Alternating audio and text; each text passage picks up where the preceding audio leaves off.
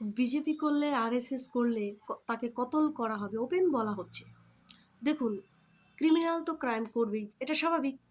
কিন্তু এই ক্রাইমকে বন্ধ করার বা এই ক্রাইমকে বা ক্রিমিনালকে উপযুক্ত শাস্তি দেওয়ার এই দায়িত্বটা কার?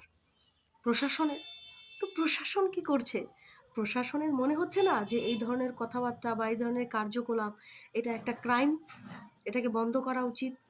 এবং অপরদিকে এটাও বলতে হয় যে সেই ব্যক্তিটি যাদের হয়ে বা যাদের জন্য বা যাকে আদর্শ মনে করে কাজ করে, তারা কি করছে? তারা তাদের লোককে, নিজেদের লোককে তারা নিরাপত্তা দিতে ব্যর্থ।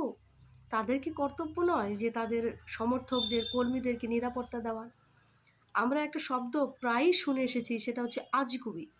কিন্তু এখন বর্তমানে রাজ্যে যা কিছু হচ্ছে সব কিছুই আজগুবি ধরনেরই হচ্ছে। আজগুবি গল্পের মতোই ঘটছে। কিছু বলারই নেই।